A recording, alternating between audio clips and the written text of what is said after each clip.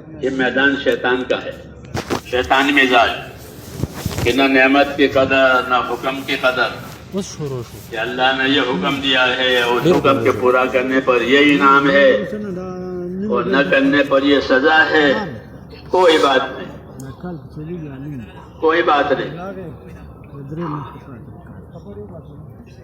ہاں اپنی روش پر کہ یہ مزاج شیطانی کہلاتا ہے.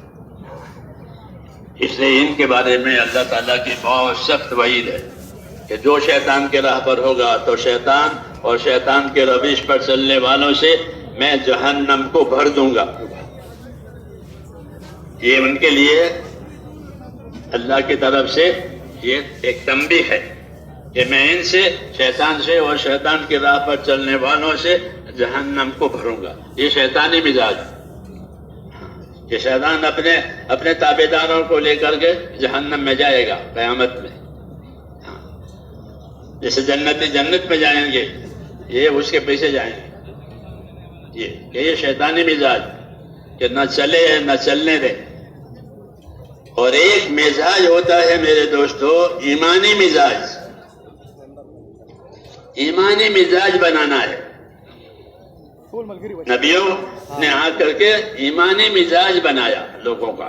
وہ خود بھی ایمانی مزاج پر ہیں اور لوگوں کو بھی ایمانی مزاج پر لائے کہ اپنے مزاج کو ایمانی بناؤ، اللہ سے تعلق پیدا کرو. یہ دعوت ہے کہ اللہ سے تعلق پیدا کرو، ایمان کا، یقین کا، خوف کا، امید کا. یہ تعلق ہے اللہ تعالیٰ. بندگی کا تعلق کہلاتا ہے کہ اللہ سے بندگی کا تعلق پیدا کرو. اور بندگی میں یہ ہے کہ اللہ سے وابستہ ہیں، یقین اللہ کی ذات سے ہے، خوف اللہ سے ہے، امید اللہ سے ہے. حالات کے بننے بگڑنے کا یقین اللہ سے ہے. جو ہوگا وہ اس کائنات میں اللہ سے ہوگا، اللہ کے غیر سے نہیں ہوگا.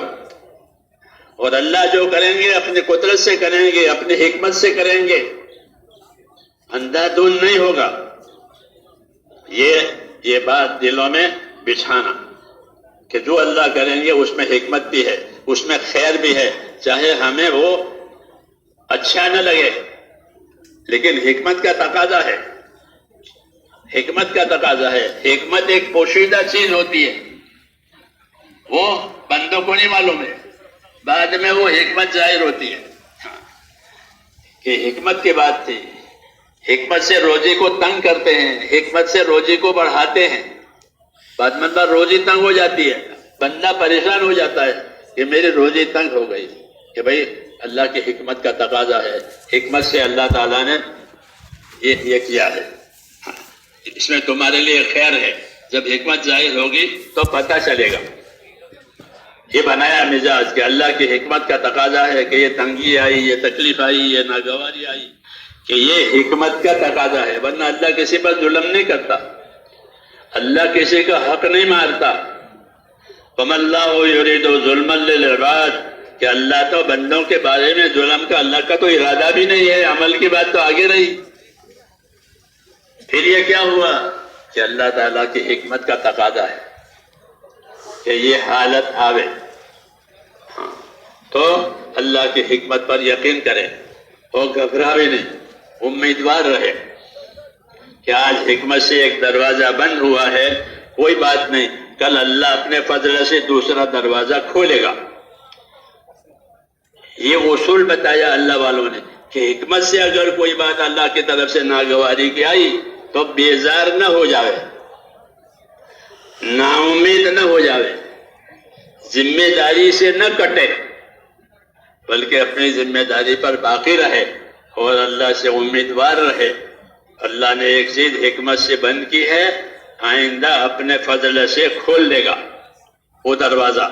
کیونکہ اللہ کے تو سارے خزانے دینے کے لیے ہے. اس لیے بیزار ہونے کی، مایوس ہونے کی کوئی بات نہیں ہے.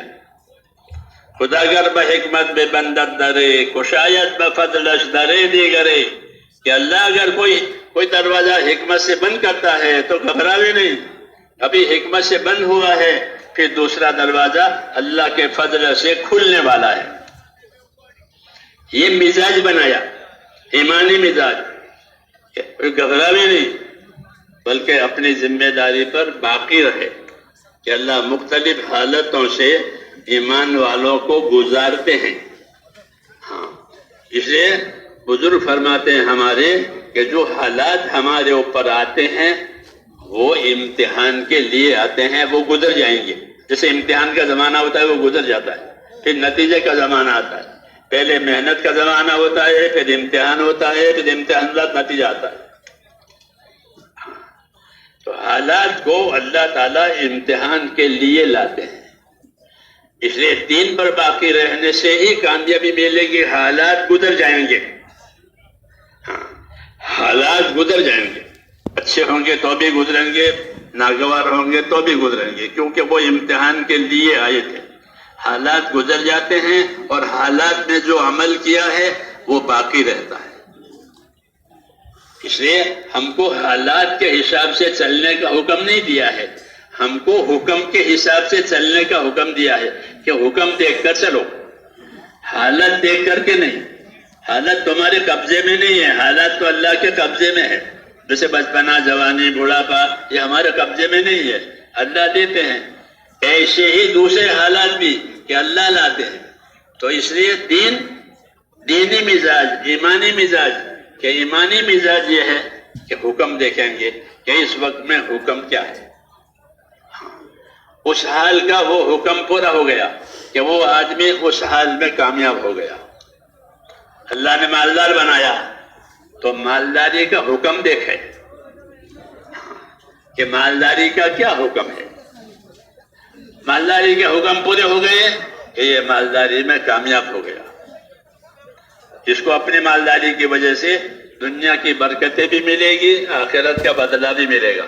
آخرت جو بدلہ ملے گا وہ بے حساب ہوگا، وہ بے حساب دیا جائے گا. کیوں کہ اس میں حکم پورا ہوا ہے. اس لیے ہمارا دینی مزاج بنایا ہے، ایمانی مزاج بنایا کہ ہم حال کے ساتھ نہیں، حکم کے ساتھ. مولانا محمد یوسف صاحب رحمۃ اللہ علیہ اس بات کو سمجھا دیتے کہ ہم حال والے نہیں ہیں، ہم تو حکم والے ہیں. دنیا کے لوگ حالت دیکھ کر چلتے ہیں، ہم حکم دیکھ کر چلیں گے. حالات ہم پر سے گزر جائیں گے اور حکم ہمارے جو ہم نے کیے ہیں اس کا اثر، اس کا اجر باقی رہے گا. ہم حکم والے ہیں. یہ مزاج بنایا، ایمانی مزاج، دینی مزاج، اطاعت کا مزاج. جی ہاں یہ بنایا. اس لیے فرماتے تھے کہ ہماری عبادتیں چاند والی ہے، چاند کے حساب سے کرتے ہیں.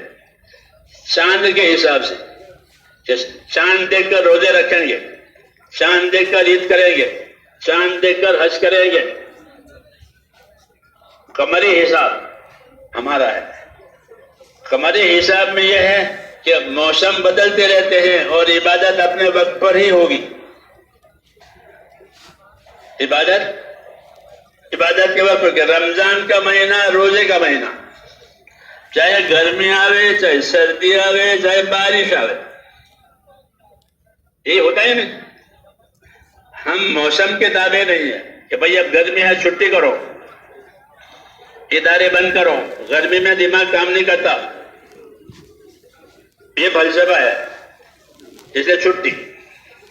جن ملکوں میں سردی بہت ہوتی ہے وہ سردیوں میں چھٹی کرتے ہیں کہ چھٹی، دماغ کام نہیں کرے گا، چھٹی کرو. آپ کے ہاں چھٹی کب ہے؟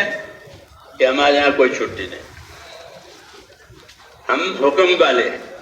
ہم سردی میں بھی نماز پڑھیں گے، گرمی میں بھی نماز پڑھیں گے، بارش میں بھی نماز پڑھیں گے، بخار میں بھی نماز پڑھیں گے، تندرستی میں بھی نماز پڑھیں گے. ہم حال والے نہیں ہیں، ہم حکم والے ہیں. اس لیے ہم کو ہر حال کے حکم کا ثواب ملے گا. کہ بیماری میں نماز پڑھی ہے کہ ہاں اس کا ثواب ملے گا. گرمی میں نمازیں پڑھی ہیں کہ اس کا ثواب ملے گا. سردی میں پڑھی ہے کہ اس کا ثواب ملے گا. حال کا بھی انعام ملے گا اور حکم پورا کرنے کا بھی انعام ملے گا. حال کا بھی انعام ملے گا کہ سردی میں وضو کیا، سخت سردی ہے، بعض ملکوں میں سخت سردی ہوتی ہے، کبھی گرم پانی کا انتظام نہیں ہوتا تو وہ ٹھنڈے پانی سے وضو کریں، تو ان کو ٹھنڈے پانی کے وضو کرنے کا بھی اجر ملے گا۔ وضو کا اجر تو سب کو ملتا ہے، ان کو مزید ملے گا کہ گرمی کی تپش میں چل کر کے مسجد میں آیا ہے ظہر کی نماز پڑھنے کے لیے، ہاں تو وہ تپش میں آنے کا اجر ملے گا، چل کر کے آئے ہیں ایسے۔ تو ایمان کی وجہ سے حالات کا انعام ملتا ہے اور حکم کا بھی انعام ملتا ہے۔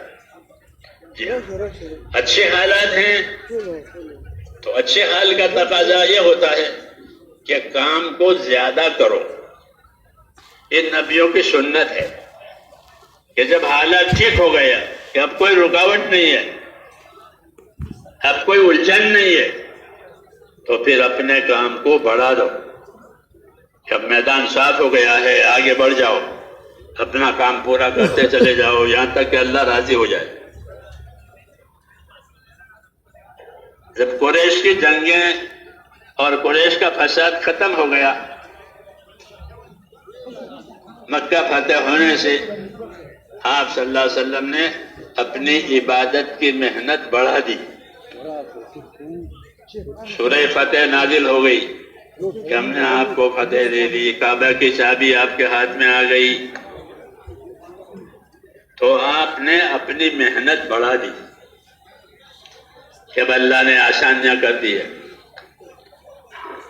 تو اب زندگی میں جو آسانیاں آوے اس کی قدر یہی ہے کہ ان آسانیوں کو مقصد میں استعمال کیا جائے، دوسری باتوں میں نہیں۔ اس لیے مکہ اور سورہ فتح نازل ہونے کے بعد اور مکہ فتح ہونے کے بعد کام بڑھا دیا، حالانکہ آسانی ہو گئی تھی، آرام کرو، یہ آرام نہیں ہے۔ ہاں، صحابہ فرماتے تھے حضور صلی اللہ علیہ وسلم کے بارے میں کہ لیست لہ راحہ، کہ ہم نے حضور صلی اللہ علیہ وسلم کی زندگی میں کوئی راحت دیکھی نہیں، کام ہی کام، کام ہی کام، کام ہی کام، ہر حال میں۔ کیوں؟ یہ کام کے لیے اللہ تعالیٰ نے پیدا کیا ہے۔ یہ مقصد پر نظر ہونے کی بات ہے کہ مقصد پر نظر ہے، یہی مزاج بنایا تھا کام کا، ایمانی مزاج، اطاعت کرنا، تابعداری کرنا، اپنے آپ کو پابند بنانا، یہ اصلی مزاج ہے۔ ایک مزاج بنے، ایک ماحول بنے، دو چیزیں، ماحول بھی بنے اور مزاج بھی بنے، یہ دونوں ضروری ہے۔ جب آدمی اپنی ذات پر بوجھ لے کر کے اپنے آپ کو پابند کرے گا تو اس کا مزاج بن جائے گا۔